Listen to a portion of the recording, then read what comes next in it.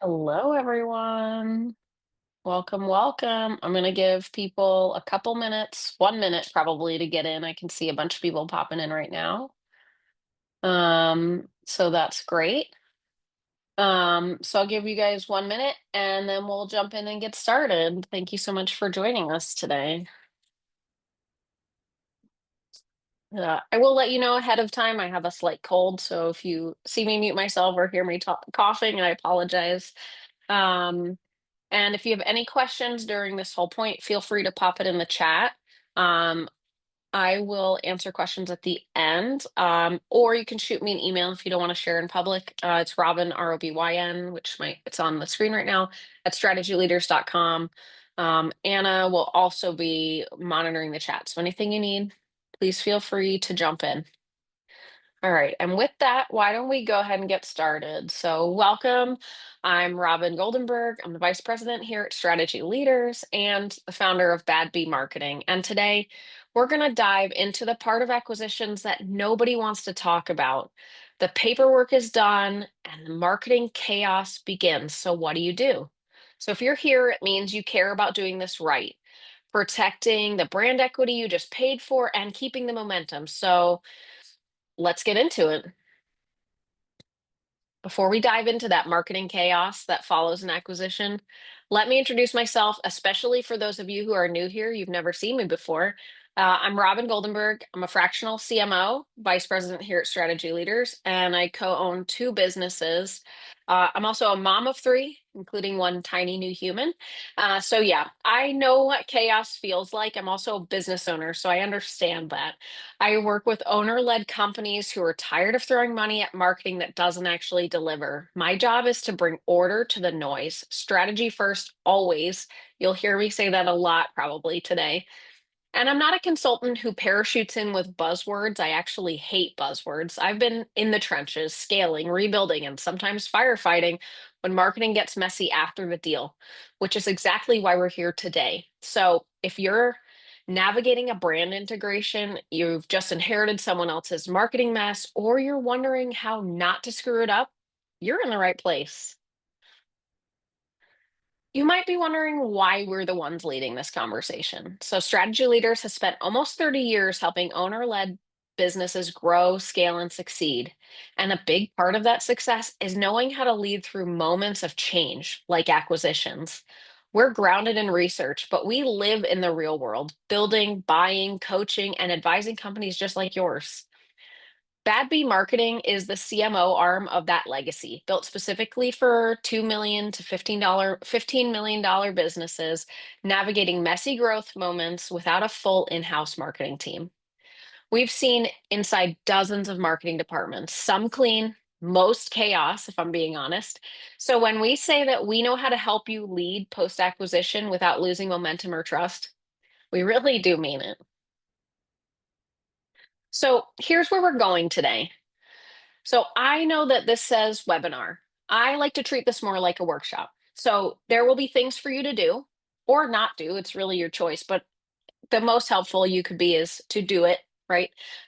So we're going to dig into the messy, unsexy side of acquisitions, the part where you're suddenly in charge of two brands, two teams, and zero clarity. Together, we'll audit what you actually bought, map out your brand integration path, craft your messaging, and figure out what the first 90 days really should look like. This is a working session, not just a lecture. So get ready to do the work with me. Let's talk about what really happens after the deal closes. It's not the legal team or the financial systems that customers notice first. It's your marketing. It's that awkward email, the website that doesn't make sense anymore, the sales rep who suddenly has a different title and no answers, or the sales rep who has left. And if you don't lead this part intentionally, you go dark. Customers get confused. The brand you bought starts to bleed trust, or your brand starts to bleed trust. This isn't theoretical. It's what tanks momentum in the first 30 to 60 days of post acquisition every time. So we're not just going to talk about it today. We're going to build your plan to make sure that doesn't happen to you. So before we figure out what to do next, let's look at what you're actually working with. You can screenshot this or use a pen. You'll also get this after the webinar today, the workshop today. You might have bought a business with revenue, but what did you get on the marketing side? Do they have a brand people respect or just a steady flow of referrals no one understands? Is their CRM a mess? Is their email list warm or dead? Do they even have a real team? Take 30 seconds. I want you to gut score each of these 1 to 5. So, 1 being non existent, 5 being dialed in. Then be brave if you want to. Drop one red flag in the chat. What's already giving you that oh no energy? I'll give you a minute to take a look.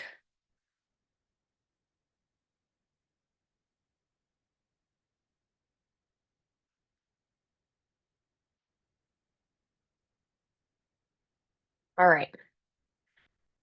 No one was brave enough. That's okay. If you want to shoot me an email and let me know, I'd love to know. All right. So before you start building anything new, you've got to get real about what's already broken. This might feel bad. It's okay. I'm here for you. I'm here with you. This is your quick alignment scorecard, and it's brutal on purpose. We run this is obviously a simplified version, but we run this exact check inside every post acquisition 90-day plan that we do. So I need you to ask yourself honestly, is our messaging consistent? Does someone truly own marketing? Are we working across 3 CRMs, booking softwares, whatever it is? Have we even told our customers what's going on? If you've got more reds here than greens, that's not failure. That's an indication of the need to focus. That's where we need to start. Does anyone want to pop a red flag in the chat? No, it's okay. So, do you merge, rebrand, or keep them separate? This is the $1,000,000 question. It's one that I get a lot. And one of the easiest places to go wrong post acquisition from a marketing standpoint. Do you absorb the brand into yours? Do you merge the two into something new? Or do you keep them totally separate under a shared roof?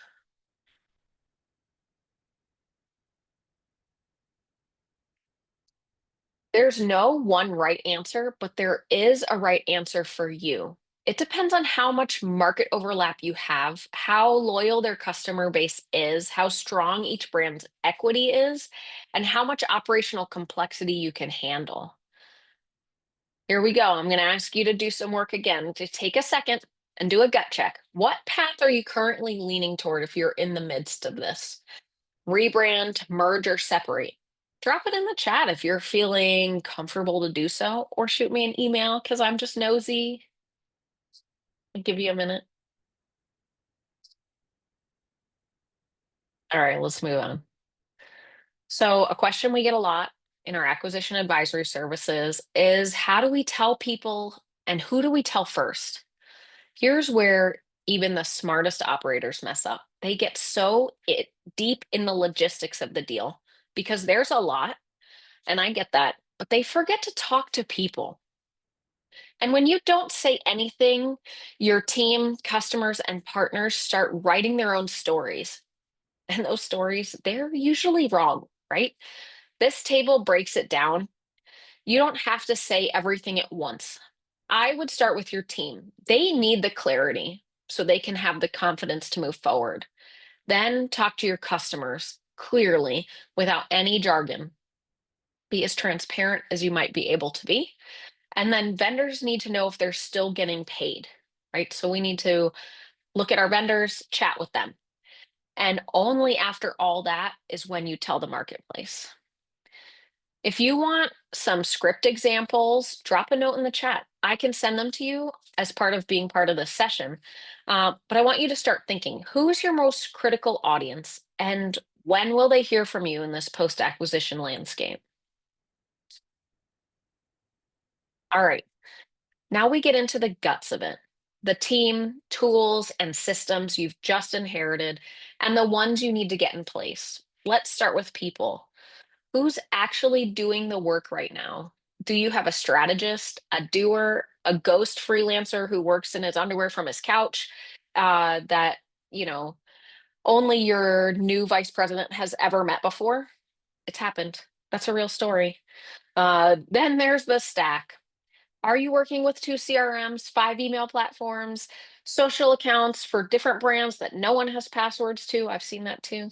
And finally, the glue process. How are campaigns launched? How's content approved? What's being reported, if anything? Are there KPIs in place? Who is doing what? And what is the process to get it done? And it can feel like a lot. Listen, not everything has to be cleaned up in the first month, but someone needs to own each piece or you'll be spinning your wheels. So, real talk, what's one tool or process you're already dreading? If you want to drop that in the chat, y'all are real quiet. That's okay. Um, Please go ahead and do so. If you want to email me and say, hey, Robyn, I'm really dreading this part because I don't even know anything about it. I'd love to know that. I'd love to be able to help you here. Okay, here's one of the biggest killers of momentum post acquisition, and I call it the blackout. You've been hyping up the deal, maybe even doing PR, but then everything goes quiet. No one knows who owns the marketing now. The team's waiting on leadership. That's you. Messaging is stuck in draft. Everyone says they'll circle back. And in the meantime, customers, they start to drift because they don't know what's going on either. You can't afford to go dark, not even for 2 weeks. So preload your first few visibility touch points. A welcome email, a simple meet the new leadership social series, cross promotions between the brands. Even if the strategy isn't perfect yet, you've got a way to stay present while you figure it out. Because consistency equals trust, and trust is retention. And that's what you actually paid for. So let me give you a real example. A client of mine, I'm going to call her Jen, bought a regional service company. The deal closed on a Friday, press release out on Monday, and then nothing. No follow up, no customer email. The website still had old branding. Sales reps were fielding awkward calls like, are you guys still open? And wait, who owns this now? Why? Because nobody owned the marketing side of the integration. Ops had a checklist, finance had a checklist, but marketing, radio silence. Within 3 weeks, lead flow dipped by 40%. Website traffic dropped off, and customer service got flooded with confused complaints. We stepped in fast, built a simple email series, launched a Meet the New Team campaign on social, and reassured their top clients with direct outreach. Within 10 days, everything stabilized, but that brand trust, it took months to rebuild. Moral of the story is that silence after a deal feels like abandonment to your audience. Don't let them fill in the blanks. Tell them what's happening. Len, thank you so much for your comment. Um, you said that your plan was to run both brands for the first 6 to 12 months and monitor the results and feedback. Len, I happen to know that you're in the limo industry. We see this a lot, right? There's a lot of acquisitions happening in the limo industry where companies buy a bunch of companies at once. And the question is, how do you get customers who have been loyal to this brand for so long to come under your new brand without them feeling like, well, do you have new drivers? Do you have new customer service people? Is your dispatch going to be the same? Is your pricing inclusive?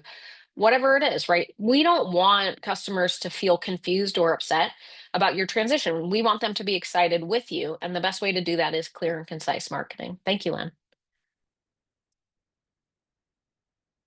So I want to talk about this case study. This one is close to my heart. A $4 million manufacturing client bought a direct competitor with a loyal customer base, but no systems. I'm talking no CRM, no email list, a Wix website from 2013 that wasn't compliant, wasn't updated, it was a mess.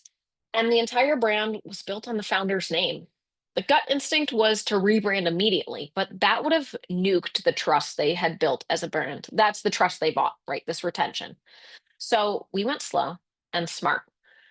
And slow doesn't always feel like it's right because slow is sometimes not sexy. And sometimes in a brand acquisition or a company acquisition, you want things to happen fast because we're business owners and we like things to happen now. But sometimes that's the wrong direction to go.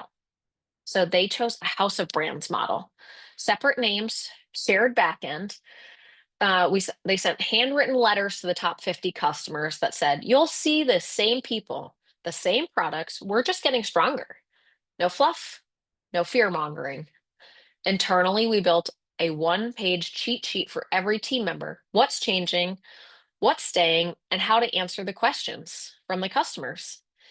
And instead of rushing a rebrand, we spent 30 days setting up a proper CRM and running a brand audit, because if you market chaos, you'll get churn. This wasn't about flashy campaigns, it was about calm leadership and consistent communication, and that's what won the transition. Calm leadership. Slow is sexy. Strategy is sexy. And this is where it all comes together. If you're sitting there thinking, okay, but what does this actually look like in practice? This is it. This is the timeline I walk every client through, and it's what most businesses wish they'd had when they bought the deal. So, day one, 30 days, 60 days, 90 days. I'm going to give you an overview. Day one, it's not about announcements, it's about clarity. So, you decide on the brand strategy: rebrand, merge, or keep it separate. You assign ownership, you calm your internal team, you identify your biggest messes, and most importantly, you don't wait to start talking to people. 30 days in, now we're aligning the machinery. You're cleaning up websites, you're syncing CRMs, defining brand voice, and making sure that your team, even if it's just 3 people, isn't guessing. You're not pushing campaigns yet, you're getting your foundation solid. Day 60. Now we launch. You go visible again. Your first public campaigns go out. You share the new brand story, introduce the team, and unify your message. You've earned the right to go loud because the back end isn't a mess anymore. And day 90, you hand it off to a team that's aligned, systems that are working, and a brand that hasn't lost trust along the way. Now you can focus on growth, not firefighting.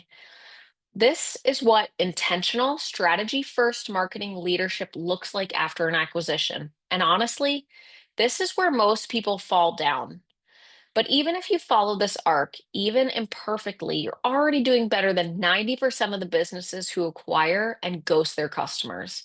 Now, I know you might be thinking, well, if it takes me 60 days or to get visibility out to my customers, that's 60 days that I'm not talking to them.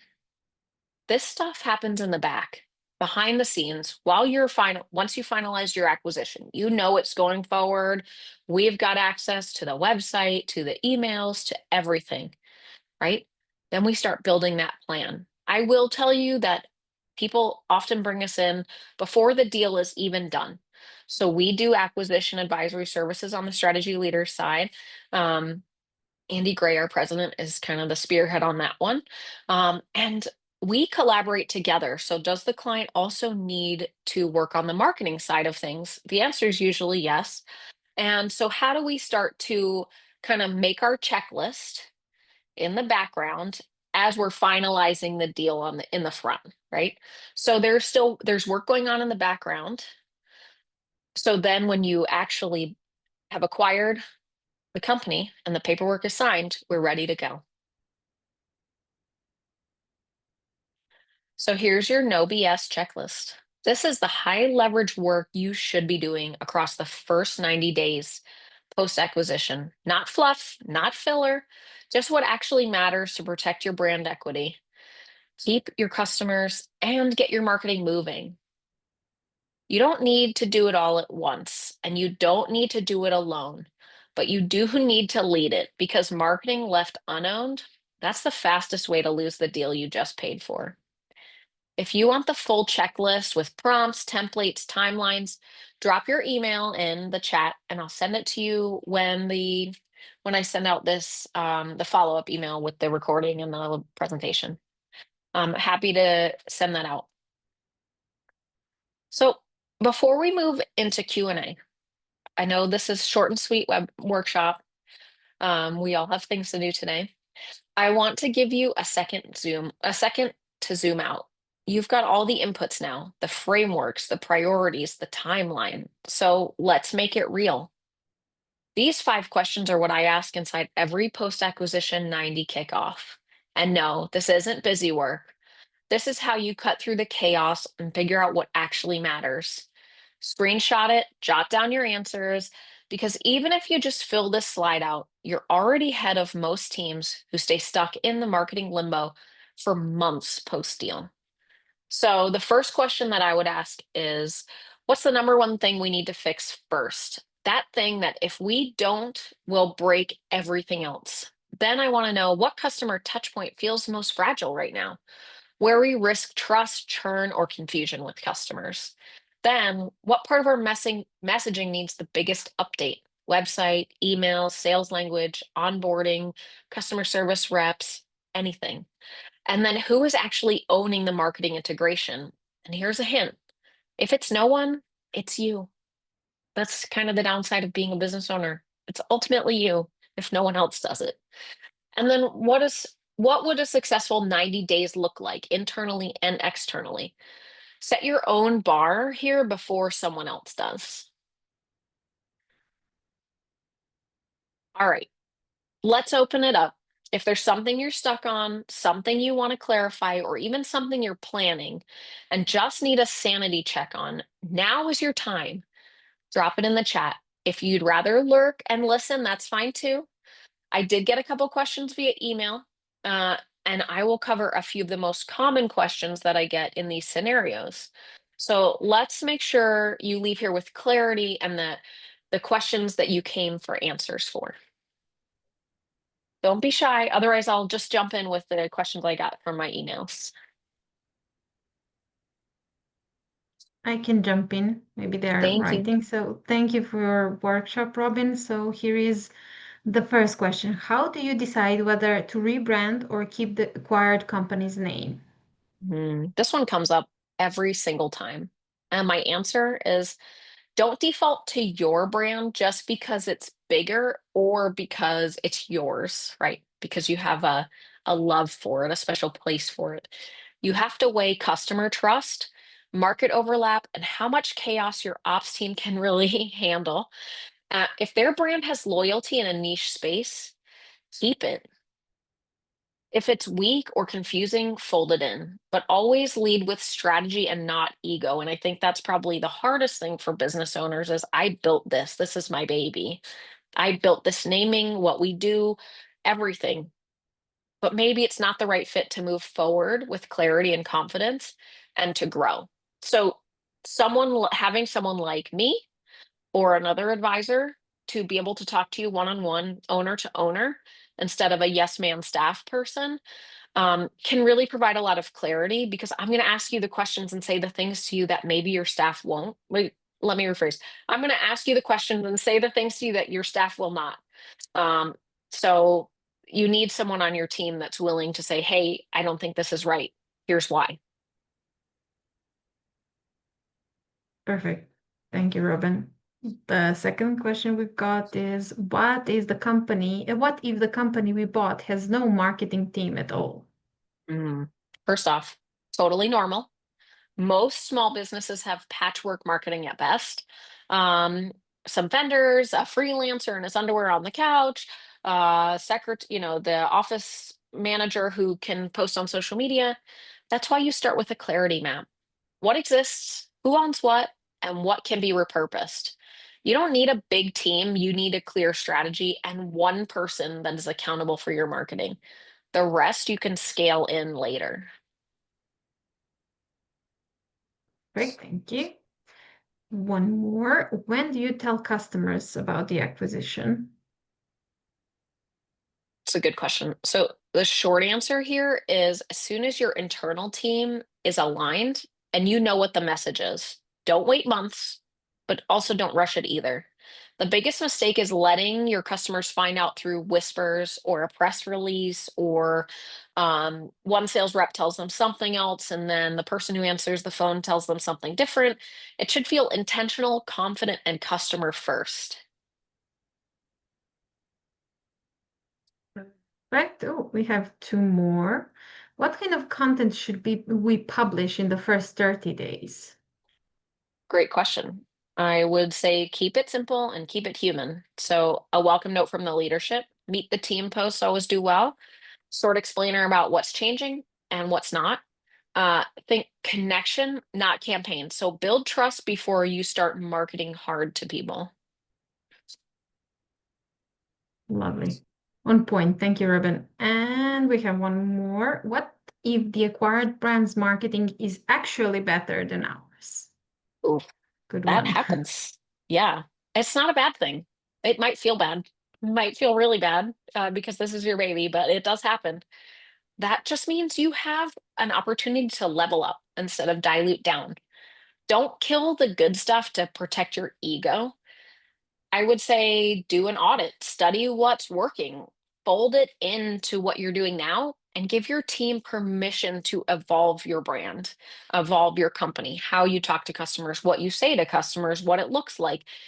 You need to give people permission to take what you spent so long building, that sweat equity you put into this business, and let them grow it.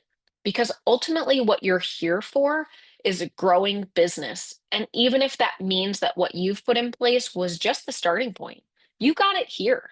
So let's keep growing it, even if it's not exactly the same. I know that's hard. That's it. We don't have any more questions. Perfect. Short and sweet today. Thank you guys for all your time. If you have any questions, or want to, oh, I guess I should tell you how to work with me. That would probably be a good idea. So, what happens next? If you want help doing this, you've got the roadmap, you'll get the slides, you'll get some handouts, maybe some secret handouts. And now here's how we can help you build it, lead it, or fix it without guessing. From one-time strategy sprints to full marketing leadership, these are ways to work with me and our team here at Bad B. So this is a lot to read. You'll get in the presentation. You could take a screenshot if you'd like, but basically everything from a very simple website audit all the way up to having me full-time or CMO in residence, fractional CMO with you. We really love doing these post-acquisition 90s. That's a great way to get aligned. Um, and then let's keep this moving. So if you made it to the end and you're not just curious and you're serious about doing this right, even if you're curious and you just want to chat, I'm here to chat. Whether you're mid acquisition, in cleanup mode, or just trying to make smarter marketing decisions, you've got the roadmap. Don't let it sit in the slide deck. Reach out if you want clarity. You can scan that QR code to book a call with me if you want support, or just stay in touch because the next phase of growth deserves more than just winging it. You've got this. And if you want help, I'm here. Please reach out to me. And that's it for the day. Thank you guys so much for your time. Reach out to me if you need anything, and look out for my email in the next couple days. So have a great day, and I'll talk to you guys soon. Thank you.